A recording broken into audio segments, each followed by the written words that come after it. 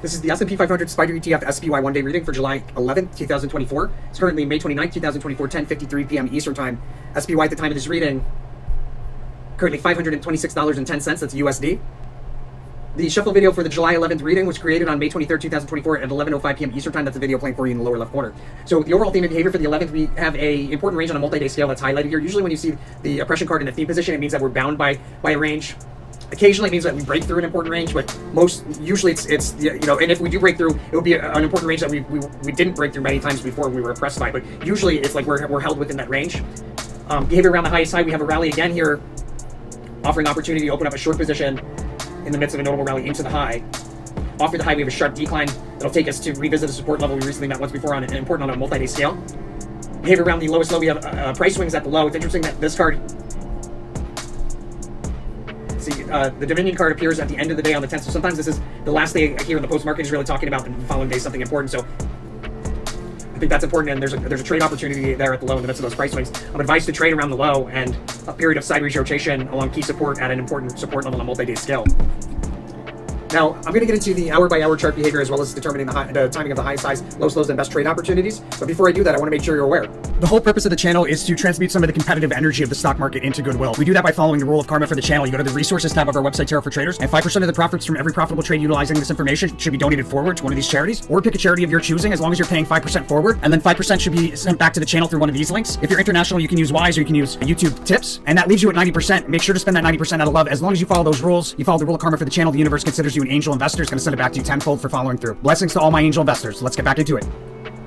In the pre-market, there's important resistance level on a multi-day scale that's highlighted. Usually there's a lot of price change declining out of that resistance and then returning back to that resistance shortly thereafter, providing a good trade opportunity. It looks like we declined pretty hard off of that resistance from the pre-market into a low right around the open, or maybe just after the open, a decline through multiple support levels. It looks like there's a cash out for a short position there. So opening up a short position on the prior day there on the 10th, you can hold it overnight and cash out here in the morning for a good profit if you don't want to do a day trade.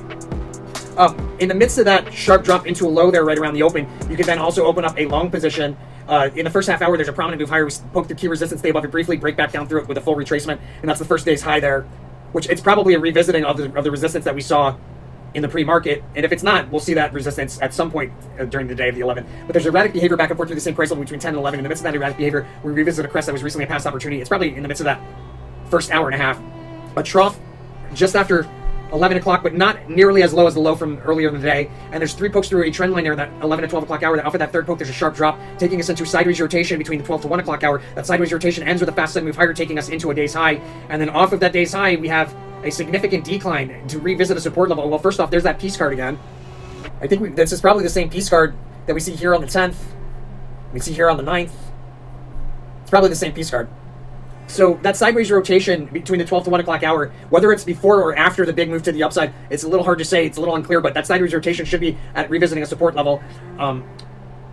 Piece card price level or resistance level highlighted between 1 and 2, and then there's like a fake out to the downside to a trough that's slightly lower. A trough around just after 2 o'clock. It's at a slightly lower price level than the trough that we had just after 11 o'clock.